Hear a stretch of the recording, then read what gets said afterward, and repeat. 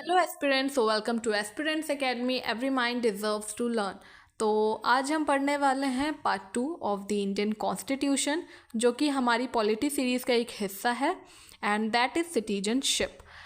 Citizenship जो है हमने बोरो किया था यूके की कॉन्स्टिट्यूशन से। आइए आर्टिकल्स पढ़ते हैं। Article 5, citizenship at the commencement of the constitution, यानी कि जब कॉन्स्टिट्यूशन बना था तो उसमें सिटीजनशिप यानी कि नागरिकता का प्रावधान दिया था कि आप नागरिकता किस तरह से हासिल कर सकते हैं। 5 वेज है जिससे आप सिटीजनशिप इंडिया की हासिल कर सकते हैं। Article 6, right of citizenship of certain person who have migrated to India from Pakistan, यानी जब बंटवारा हुआ था इंडिया और पाकिस्तान का, तो जो पाकिस्तान में रह रहे थे वो इंडिया आए थे, तो उनकी नागरिकता।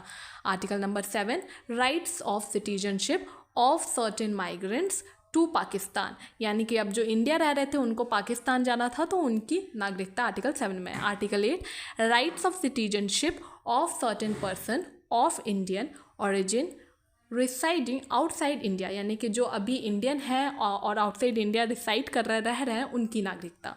Article number 9, person voluntarily acquiring citizenship of a foreign state not to be citizens, यानी कि जो जिनके पास पहले ऑलरेडी किसी और कंट्री का सिटीजनशिप है वो इंडिया के नहीं है citizen. Article 10, continuance of the right of the citizenship, यानी कि जो सिटीजनशिप है वो निरंतर चलती रहेगी।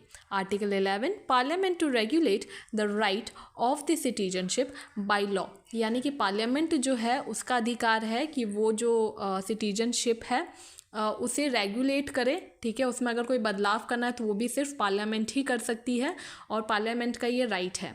Thank you for watching. Like, share and subscribe अगर आपको ऐसी ही एजुकेशनल वीडियोस पसंद है तो।